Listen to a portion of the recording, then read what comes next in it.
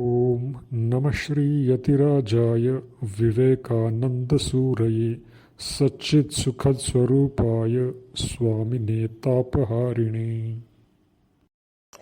Welcome to Karma Yoga. In the previous chapter, Swami Vivekananda explained that non-attachment is complete self-abnegation. Now Swamiji starts this 7th chapter titled Freedom by saying, in addition to meaning work, we have stated that psychologically the word karma also implies causation. Any work, any action, any thought that produces an effect is called karma. Thus, the law of karma means the law of causation, of inevitable cause and sequence. So here the law of karma is explained as law of causation. And law itself, Swamiji explains, is the tendency of a series to repeat itself. When we see one event followed by another, or sometimes happening simultaneously with another, we expect this sequence or coexistence to recur. Our old logicians, that is the old Indian logicians and philosophers of Jnana school, call this law by the name of Bhakti. That is, Bhakti is, you can say it is a principle of association.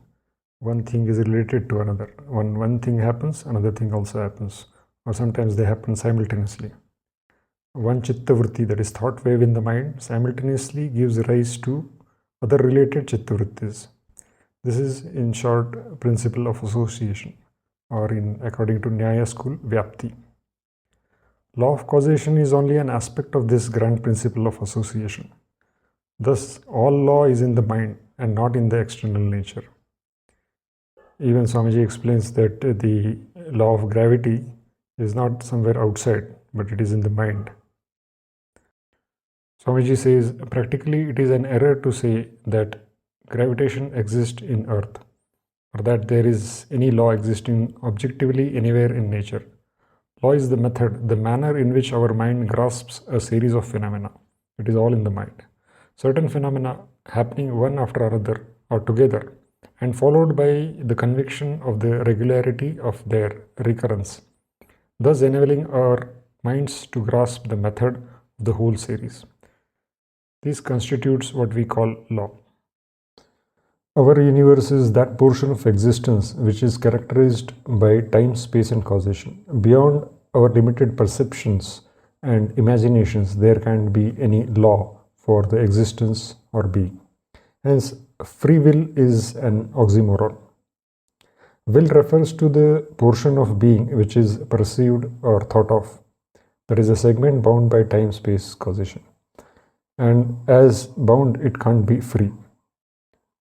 True being, which is always freedom itself, gets bounded in time, space, causation. That is, we call will or law, and then reverts back to freedom. Swamiji says, it is only when being or existence gets molded into name and form that it obeys the law of causation and is said to be under law. Because all law has its essence in causation. Therefore, we see at once that there cannot be any such thing as free will. The very words are a contradiction, because will is what we know and everything that we know is within our universe. And everything within our universe is molded by the conditions of time, space and causation. Only by forgetting our true infinite real nature can we cling to life in this world or any other world. Swamiji explains, to acquire freedom, we have to get beyond the limitations of this universe. It cannot be found here. Perfect equilibrium, or what the Christians call the peace that passeth all understanding, cannot be had in this universe, nor in heaven, nor in any place where our mind and thoughts can go, where the senses can feel or which the imagination can conceive. Until we give up the thirst after life, the strong attachment to this our transient conditioned existence, we have no hope of catching even a glimpse of that infinite freedom beyond. So to gain the freedom, to gain the real nature of our true self, we have to get out of the network of causation, of law. And there are two ways for attaining this. There is the two ways for giving up our finite existence. One is neti neti and other is iti iti. Former is for exceptional few and latter for vast majority of humanity. And it uses the science of work, that is karma yoga. Swamiji says the former way of obtaining non-attachment is by reasoning, and the latter way is through work and experience. The first is the path of Jnana Yoga and is characterized by the refusal to do any work. The second is that of Karma Yoga, in which there is no cessation from work. Everyone must work in the universe. Only those who are perfectly satisfied with the self, whose desires do not go beyond the self, whose mind never strays out of the self, to whom the self is all in all, only those do not work. The rest must work. Karma Yoga is the secret of work. It gives us a science of work which will slowly get us out of the network of Maya through work itself. Work done unselfishly and in the detached manner. What binds us to work and its results is the I and mine, the selfishness of me and mine. These are the tentacles of selfishness, of misery, of attachment. Karma Yoga says that destroy these tentacles and then work as much as you wish. That is Vairagya, non-attachment, the basis of all yogas.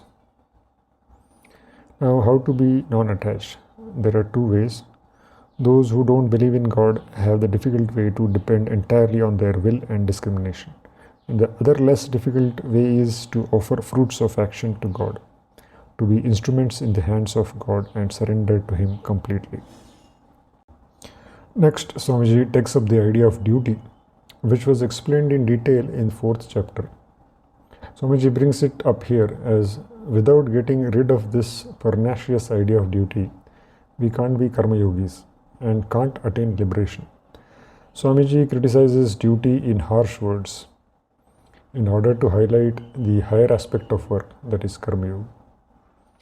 Duty is necessary for the lowest type of humanity who have a beastly nature. For them, duty is essential. It operates on the lower plane. It makes human beings out of brutes. So it is applicable there. But for humans with spiritual aspirations, this idea of duty is the midday summer sun. As Swamiji says, this idea of duty is midday summer sun, which scorches the innermost soul of mankind. The only true duty is to be unattached and to work as free beings, to give up all work unto God. All our duties are His. So we have to transcend the idea of duty and work as an instruments of God to be perfect karma yogis. Swamiji says, what is duty after all? It is really the impulsion of the flesh, of our attachment. And when an attachment has become established, we call it duty. When it is acute, we call it disease. When it is chronic, we call it nature. It is a disease. So when attachment becomes chronic, we baptize it with the high-sounding name of duty. We strew flowers upon it, trumpets sound for it, sacred texts are said over it, and then the whole world fights, and men earnestly rob each other for this duty's sake. Duty is good to the extent that it checks brutality. To the lowest kinds of men who cannot have any other ideal, it is of some good. But those who want to be karma-yogis must throw this idea of duty overboard. He says, why should we have any duty? Resign everything unto God. Drink this cup of nectar and be happy. We are all simply working out His will. Seek no praise, no reward for anything you do. Further, Swamiji explains that highest sattvika, that is contemplative type of people, are not known to the world. They are calm, silent, and dissolved in love and pass away unnoticed. Compared to them, the Buddhas and Christs of the world are second-rate heroes. Swamiji says, Buddhas and Christs of the world who spread the word of God are of second-rate hero. They are as compared to the silent ones. These Buddhas and Christ are Rajasika, active type, who preach the ideas of the first type. These preachers and helpers of humanity still have some ignorance left in them. He explains the highest kind of men silently collect true and noble ideas, and others, the Buddhas and Christs, go from place to place preaching them and working for them. These Sattvika men are too near the Lord to be active and to fight, to be working, struggling, preaching, and doing good, as they say, here on earth to humanity. The active workers, however good, have still a little remnant of ignorance left in them. When our nature has yet some impurities left in it, then alone can we work. By working, we only purify ourselves, not help the world. The infinite Lord is ever watchful of everything in the world. Giving up fruits of work and being unattached, we can attain freedom. That is the goal of Karma Yoga. So Swamiji ends this topic by saying, all power is His and within His command. Through His command the wind blows, the sun shines, the earth lives, and death stalks upon the earth. He is in all, He is the all in all. He is all and in all. We can only worship Him, give up all fruits of work, do good for its own sake. Then alone will come perfect non-attachment. The bonds of the heart will thus break, and we shall reap perfect freedom. This freedom is indeed the goal of Karma Yoga. Thus, in this chapter titled Freedom, Swamiji explains that law of karma is law of causation, and it is time, space, and causation is a network of Maya. The only way to get out of this network of Maya is to be unattached. And there are two ways. One of the knowledge type where we do not get involved in anything, but it is very steep. The other, for majority of people, is to work but offer the fruits to Lord and be dedicated to the Lord. And thus by karma itself, we can cut the bondage of karma. Next, Swamiji will take up the last topic, ideal of Karma Yoga. Om Tat Sat.